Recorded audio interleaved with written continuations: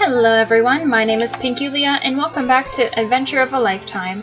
We left off with Cheesa and Finn about to do an impromptu dolphin show at her part-time job, so let's see what they got.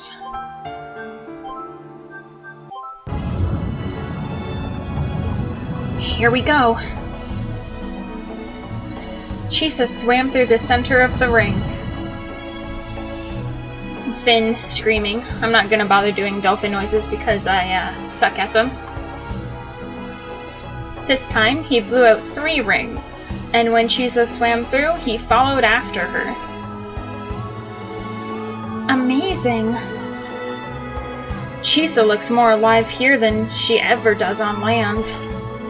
Yeah. Eventually, Cheesa continued on her way to the mailbox. Once there, she unlocked it and pulled out a net. Cheesa's part-time job was collecting mail from the mailbox on the seafloor. Well, that's an interesting job. See ya! Cheesa waved to the divers, then returned to the surface.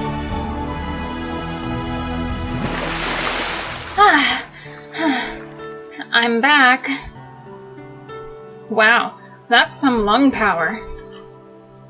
Oh yeah? I could have kept going for a while longer. Smiling brightly, Cheesa set the net from the mailbox on the floor of the canoe. It contained plastic-wrapped letters sent out by divers. Since when is there an underwater mailbox? It's for the tourists. I collect the letters and take them to the post office. So it was a new service. Whoa. Huh? Emily, what's wrong? Emily stared at Cheesa, clearly mesmerized. And here we go with the messing up in the reading.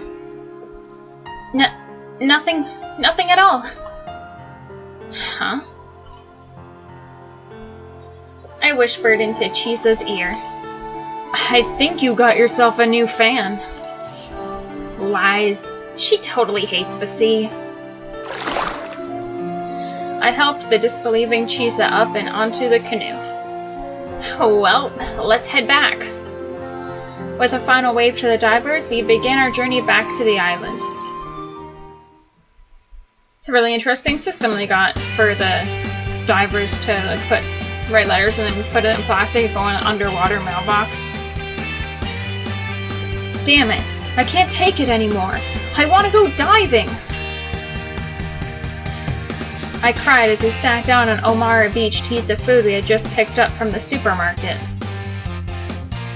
What is your problem? You're having all the fun. I want to go diving too. Then why don't you just do it? Cheesa said bluntly as she bit into a cream-filled pastry. It's so hot. I can't even eat. Emily complained as she ate a rice ball, even though it had been her idea to eat outside. But I continued my diving tirade. But I need equipment. Plus, I can't go alone. You know there's a buddy system? The buddy system was important in scuba diving. When you went diving, you needed a buddy, also known as a partner. It was part of a safety system put in place for divers, starting from prep and ending when you both made it back to the surface. It was no exaggeration to call it a diving oath. I'll pass. Scuba's too constricting for me. That's rich coming from a scuba shop's daughter. What about you, Emily? You came looking for a ghost ship, so you must at least have a diver certification card, right? Emily quickly shook her head. No way. Why would I? I hate the sea. What the? Well, how do you plan on getting your treasure from the bottom of the sea? Easy. Japanese law doesn't require any certification to go scuba diving. Emily's blind arrogance got to the diving shop's daughter. You oop! How can you sit here and talk about how much you hate the sea, yet claim that diving is easy? Well, I mean, I can't swim as well as you, so it might be tough. But I'll have Like an oxygen tank and stuff, so I can breathe, right? Piece of cake. Seriously? Chisa had sat up during her outburst, but sank back into the sand, tired from the entire exchange. Well, you're not the first to think so. We get customers like you all the time. Anyway, what about equipment? Oh, come now. You can rent that stuff at a shop. I mean, that's what you guys do, right? Fine then. Let's see you give it a try. Emily flinched under Chisa's fierce gaze. Sure. Okay, let's try it. Damn. Someone's triggered. Why can't I? We had taken Emily to the Ogasawara family diving shop to rent some equipment. But, as expected, Emily was refused and now she was throwing a tantrum. I told you, I've got the money, and if anything happens, I'll take full responsibility. Okay, that's enough. Chisa apologized to the shop clerk and pulled Emily away. Do you understand now? You can't rent anything without a certificate. Otherwise, we could all get in trouble. But that's why I said I'd take full responsibility. An accident could hurt the whole industry. Plus, if we rented equipment to an amateur like you, our shop's rep could be shot. You really are a reckless little runaway. For what it's worth, it only takes 2 days to get a beginner's license. I don't have time for that. Emily would already be on her way back by then. She had only 2 more days in Ogasawara, including today.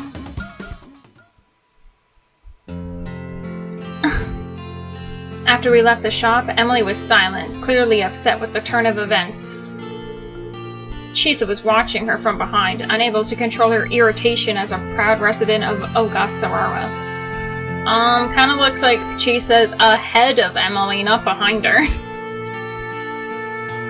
Running around, causing a fuss, thinking you could find a ghost ship when you can't even dive. Just what in the world brought you to this island? Chisa? I chided Chisa for going too far. But she just looked away, her expression adamant that she wasn't in the wrong. And then Emily suddenly blurted out, I hate the sea. It's dark, it's scary, and the fish taste terrible. I'll never forgive you. Huh? Fish taste terrible? I can't believe how ignorant you are of the blessings of the sea. What? Hiroki? You okay? Your eyes are looking a little strange. I'll show you the true gloriousness that is delicious fish! Alrighty then. That's kinda weird. I guess not if his grandma owns the cafe, and he used to work there. And you know, he grew up on the island, so fish is pretty much what the center of all their food. Huh? We were at Machiko's cafe to have the seasonal fish platter for dinner, and after Emily took a bite, her eyes went wide. She took a second mouthful, then a third, before she became unstoppable. I can't believe how good it is, and it's not even meat! Told ya! And you made this one, Hiroki? Chisa said, unable to hide her disbelief as she ate. Yup. I was feeling quite self-satisfied. But Grandma watched from the corner, more than disgruntled. That dish is strictly for staff in the back. Machiko's cafe opened in the evening. Even so, the food was quite good, so we were always busy. And even though Grandma's legs were getting worse, she refused to ask for help. So I took it upon myself to play waiter anyway. The fish platter I served Emily was made using her recipe. Oh, wow, look at you, Hiroki! It's so good! And you made me breakfast this morning. You really are a good cook, Hiro. Like a pro. not just like a pro. That's what he wants to become, right? Oh, really? Yeah. When I put on the apron, I felt whole. It was more than just a uniform for me. After I graduate, I want to go to culinary school. Wow. But my parents are totally against it. They want me to go to a regular university. I'm against it too. Particularly that nonsense about taking over this shop. Honestly, I was expecting more support from you. It's your grandchild that wants to carry on your legacy. It's an unwelcome favor. Machiko's cafe belongs to me. I have no intention of giving it to anyone. Stubborn old biddy. Snot-nosed brat. Ugh. Emily's expression was dark as she listened to the warm exchange between grandmother and grandson. What's wrong, Emily? I bet the fish was too delicious for her. We still have grilled fish, sashimi, pala. She'll never have time to try it all. But Emily just shook her head. Once I realized she hadn't been overwhelmed by the deliciousness of the food, I became nervous. Oh, you didn't like it? I really am useless, huh? Emily curled in on herself, sinking so low into her chair that her hair almost touched the ground.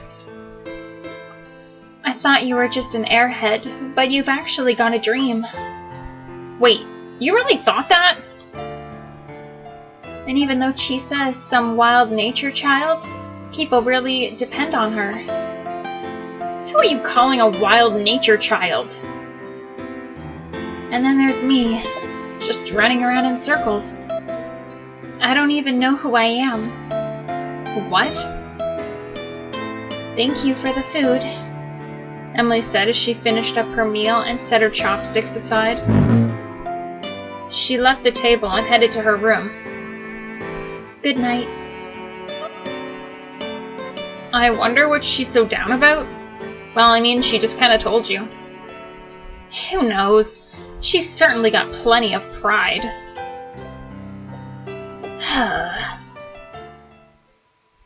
She literally just said what's wrong with her. All the other people around her have directions they're going in, and she doesn't have any direction she's going in. Once the evening rush was over, I left the shop to walk Chisa home. You know you don't have to. It's no big deal. Compared to the city center, this area is quite safe. Most people didn't even lock their doors. It was a tiny island, so if someone did commit a crime, they'd have to wait for the next ferry to get away. Oh well, aren't you a nice guy? I told you, this is nothing. Not to me. To her. Ah, well, it's my fault she got stuck on the island. I couldn't tell if Chisa was listening or not as she stared at me with a blank expression. Anyway, it's been fun, thanks to her. What has? Looking for the ghost ship. I had first come to Ogasawara when I was in 3rd grade. After that, I would come to spend every summer here. One day, while playing around the cafe, I met a girl the same age as me. We spent our days exploring, becoming close friends. Once I started junior high, though, summer club activities kept me away. We went a long time without seeing each other. I never dreamed there'd be this kind of adventure waiting after so many years away. I'll never understand why you like the seas around these islands so much. You're one to talk. It's nothing special to me, really. I was just born here. Chisa seemed overly apathetic. I wondered if she was upset about something. Speaking of this ghost ship, remember that time I got caught in the current and nearly became a ghost myself? Chisa? How long are you going to keep acting like a child? I guess you only look grown up. You're the one to talk about looking grown up. Chisa stopped short and hastily zipped up her sweater, hiding her chest. Oh my god. Hiroki, you're such a perv! That's not what I meant! Ugh. Chisa stuck at her tongue, then spun around and started running. Oh, I guess, yeah, would have been a better sound effect for that, but whatever. Too late now. What is it with her? I blurted out as I watched her run home. I had thought that she was the same girl inside, despite how she looked now, but maybe I was wrong. The thought of my childhood friend truly growing up saddened me. Everyone has to grow up eventually. And their beautiful transition.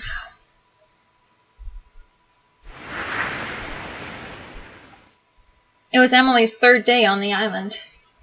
Same as yesterday, we took the outrigger canoe out in the morning to check out ghost ship sighting spots. But nothing turned up. Finding sunken ships was probably pretty hard, even for professionals. A few amateurs searching for a couple of days weren't likely to find anything. The girls had clearly lost all motivation.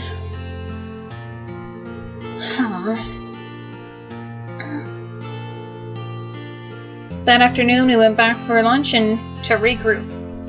We sat by the Futami Port Lighthouse and stared out to sea, eating ice cream.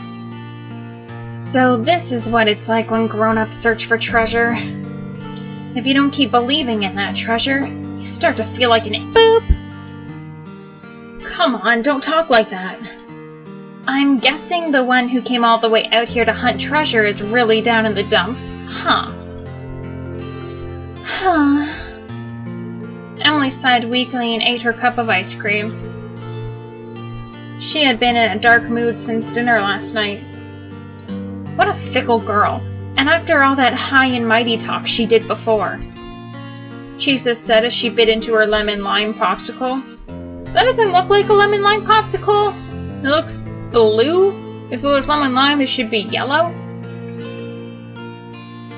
Well, we can't give up now. We've still got some time till tomorrow. But there'll be a typhoon tonight. What? They said so on the weather this morning. Typhoon number 16 is gaining speed, so we gotta finish up early today. And yet, it was still so sunny. At this rate, it'll hit the ferries hard tomorrow. I doubt they'll cancel any, but they might be late coming in. Nothing short of the rapture would stop the ferries from coming in. But if the sea got too rough, it would be harder to set sail and they probably wouldn't stay on schedule. In any case, it looked like Emily was going home tomorrow. I guess it's about time to grow up, Emily said sadly, looking out over the empty Futami port. The picturesque scene looked unchangeable, eternal. But that was one more feeling than reality. And in reality, everything around, including ourselves, changed constantly. I mean, you can't swim at all, much less scuba. If we found it, how would you even bring the treasure to the surface? Chisa stated dryly. Chisa had been in a bad mood since yesterday, too. Say, Emily, just what kind of treasure is on this ghost ship anyway? Emily didn't answer. From what I could find out, that boat sunk in the same year we were born. We were all in our first year of high school. What? They're babies, oh my goodness. Meaning it had sunk 16 years ago. Something very important. Emily answered curtly, her face set. That's fine. You don't have to tell us. So, what do we do next? We would never accomplish anything just sitting here eating ice cream. What do we do next? I don't even know where to look. It looked like they had both given up the hunt already. Well, would you mind joining us for a minute? I don't know where your treasure is, but I'd like to show you ours. You guys have treasure? You don't mind, do you, Chisa? Huh? Oh. You can't mean... Chisa grabbed my arm. You can't be serious. You really want to take her? She came all the way to Ogasawara. It'd be a crime to send her home still hating the sea. At the very least, I'd like for her to have one good memory to take back. Huh. Do what you want, then. You aren't coming?